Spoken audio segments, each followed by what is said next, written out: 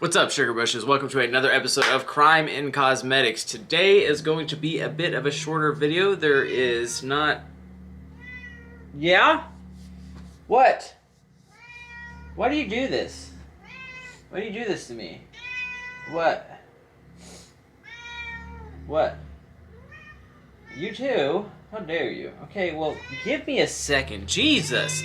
It's going to be a bit of a shorter case. We're going to be talking about Mark and Debby Constantino. There's just, all the information I could find is about the incident that took place. So we're just going to do a simple look of like black and red because it's been a while, do a little bit of shimmer. Let me take care of these gals and get zoomed in and stuff, and we'll get started. All right. Okay. Jesus. God dang. Yeah, so in our last video, you would think I would have caught that little slip up of having the big old milkers in the background in the beginning, but I didn't. I got to the very end of editing that video, and for some reason I was like, let's watch this outro again, make sure everything's good to go before we export, and that's when I saw it. I didn't even see it in the initial editing of the outro, and I was like, oh my god. Excuse me. So I was like, alright, well, I went and looked around my editing software for like a blur feature, but like I'm using the Mac version of it now, and I'm not familiar with it, so it took me a minute. Couldn't find anything that I really wanted to use, so I was like, whatever, I'll just upload a picture of War Chief in a party hat and we'll call it good. So my bad about that one, but let's get our brushes together and makeup out and let's get started around here. So like I said, today we are going to be talking about Mark and Debby Constantino. If these people look familiar, I mean, I'm sure most, or some of you at least, know who these people are because, you're watching true crime and you guys like the Paranormal Corner, so you're into the macabre or what have you. The reason that they look familiar is because they were pretty regular guests on the show Ghost Adventures, the good old Zach Baggins. So when I was looking around, while I was researching this case, there wasn't a whole lot I could find on like Debby's early life. When you look up Mark or Debby, most of the results you find are of this incident, which kind of sucked. But it didn't, nowhere I looked had any friggin' info on like her childhood or anything like that. So the very little info I have on her or Mark's early life is as follows. So Debby was born October 17th, 1962 in New Jersey, and Mark was born January 30th, 1962 in New Jersey as well. Same birthplace and birth year. So the couple themselves, they were EVP experts and analysts that made several appearances on Ghost Adventures, as well as being on Paranormal Challenge, which, from what I gather, is another show that is hosted by Zach Baggins, where teams of ghost hunters go to a haunted spot, and it's like a competition, essentially, I guess, who can get the most evidence or what have you. Never seen it, so I couldn't tell you. But when the couple, Mark and Debby, would appear on these shows, the fans loved them. They loved their chemistry. They loved their back and forth cutting banter. They were fan favorites, and they quickly rise to that celebrity status in the community because everyone just loves seeing them on the shows. Well, unfortunately, behind the cameras, things were taking a very, very dark turn. So the couple got married in 1989, and they remained married until their deaths, but near the end, things were not going well. After several domestic violence incidents that allegedly started in 2012, the couple became estranged, and we're going to talk about some of those incidents. My apologies. So, July of 2012, Debby Constantino is arrested for domestic violence. During an argument with Mark, she had allegedly scratched him and cut him with a knife. Mark called the police, and Debby was arrested. Mark had also filed a temporary protection order or a temporary restraining order, but he rescinded it the next day, but the domestic violence charges still remained on Debby's record, or the arrest at least.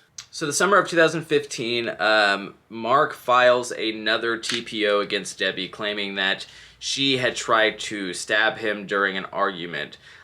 So then we jump forward to August 7th of 2015. At this time, Debby and a friend, Summer Myers, are driving to the Constantino's family home to help, quote, contain the dogs. That was the verbiage they used in the article. I guess, I would imagine they're just going to help take care of them or what have you.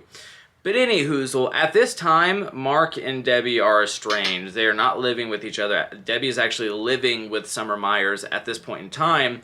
And when they show up to the home, Summer, along with Summer and the Constantino's daughter Raquel, get into this like intense verbal argument, and it quickly escalates. So, according to Debby's testimony, Raquel rips the car door open and begins beating Summer. And as this is going on, Mark comes out of the house and drags Debby from the car and takes her inside, where he holds her, doesn't let her leave, and he beats and chokes her. And once Raquel was done fighting Summer, Raquel went inside and participated in this abuse. Debby was stuck in that house for an hour before Summer was able to contact police and get help. Like, Jesus fucking Christ. So directly after this incident, Debby files a TPO against Mark and Raquel, and by September 10th, Debby files for divorce. In the petition for divorce, she asked for a dissolution of the marriage. I hope I pronounced that right. I apologize if I didn't. She asked for spousal support, attorney fees, and that the business be returned to her because she was the one that initially created it. And I guess that means, the whole name that they use for their EVP and analysis business and for Ghost Adventures or what have you. But she claimed that she was the one that initially created it and she would like it to be returned to her.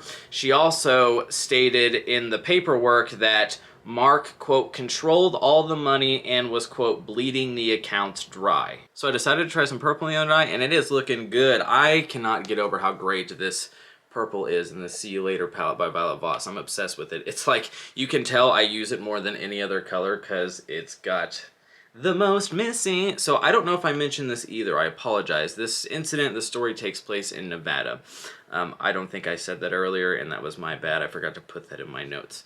But, so, at or around 6 a.m. on September 22nd, 2015, not long after Debby has filed for divorce, one of Debby's roommates come home, and when they arrive home, they find James Anderson, their third roommate, dead in the apartment from a gunshot wound to the head.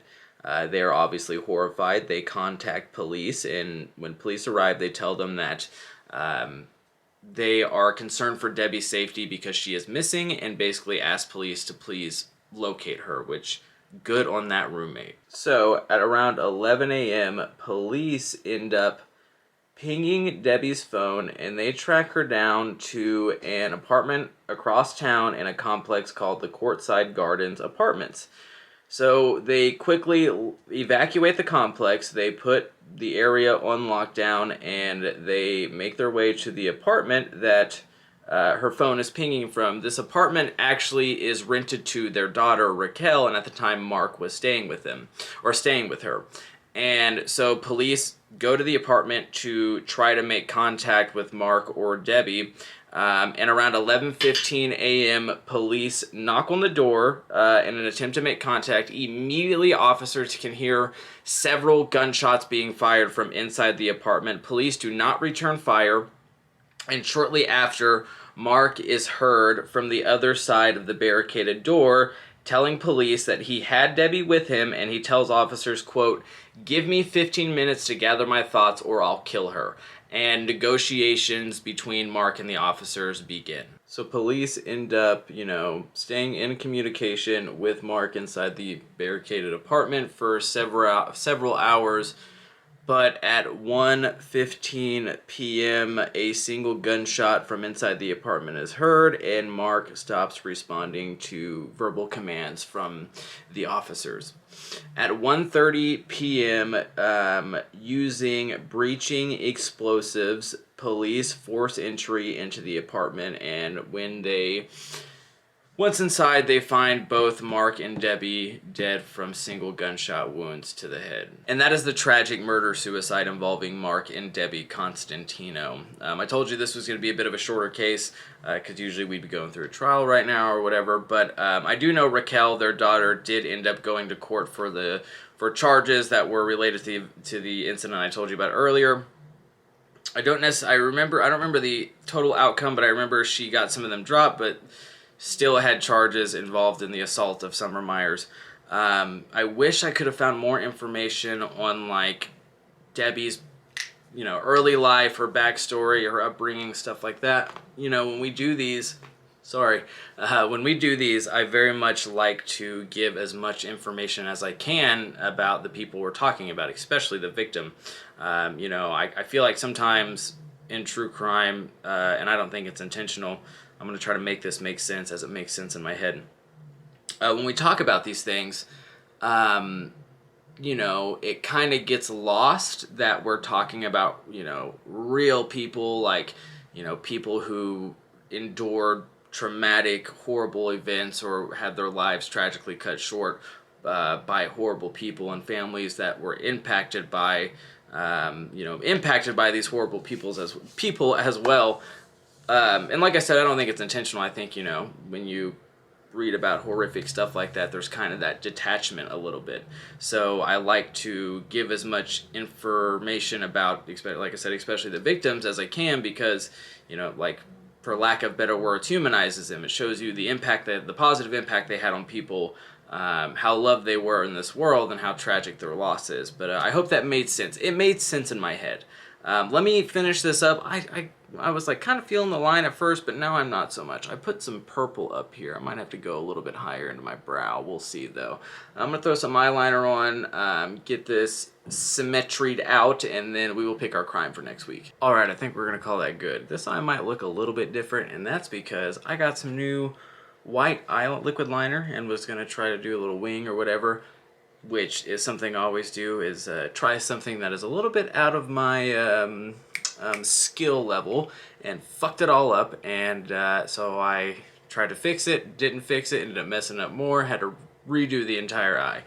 Also, if you want some liquid liner that can withstand a hurricane, this stuff is phenomenal. It took me, even with the makeup wipe, it would not come off my face. So it's going to be fun trying to take all this off.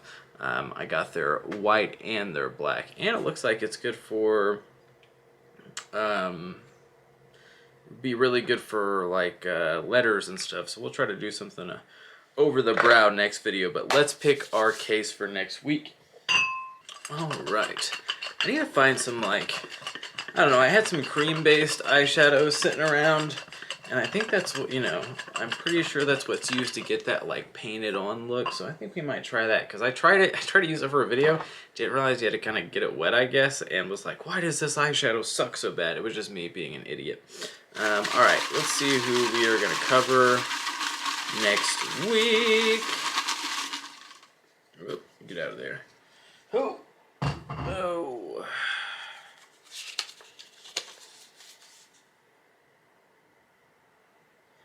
Frank Vitovic. I hope I'm saying that correctly. I'm not sure who this is. Hold on. Oh, okay. This is another Australian case, and I think I spelled his name wrong. I think there's a K in there. Is there a K in there? Where is he? Yes, baby. Yeah, there is a K. Who gives a fuck, piece of shit? But yeah, that's what we're going to be covering next week. If you have any suggestions, leave them in the comments of this video, and I will put them in the murder pot. I add all of your suggestions. I'm trying to think. I think next week we're going to start, I might do a TikTok live working on, ow, those are claws you're digging into my leg. Love to see it. Working on my other leather jacket that I've been wanting to put together, so we'll do that in a TikTok live, and I'm going to turn it into a whole video, so if you missed that, don't worry about it. But what else? I'm trying to think. Hi! I don't think I have anything else to announce. I mean, just check out the podcast Snacks Pack, streaming on all major platforms. If you're a Spotify listener, you can rate the podcast on Spotify now, so we would love it if you could do that for us. I think that's it. Follow me on the other social medias. I will link those in the description of this video. Like I said again, if you have a case you want covered, leave it in the comments and we will put it in our murder pot. But I think I've got everything covered. So I will see you guys next week. Be safe, be kind to others, be kind to yourself. Know that you are loved, you are valued, you are cherished. There's always a place for you here in this community. If no one's told you today, I'm proud of you. No matter what your accomplishments are, big or small, they're still accomplishments, and you should be proud of yourself, and I'm proud of you. I'll see you guys next week. Say bye, Wargie. Bye-bye, Miss Chonkers.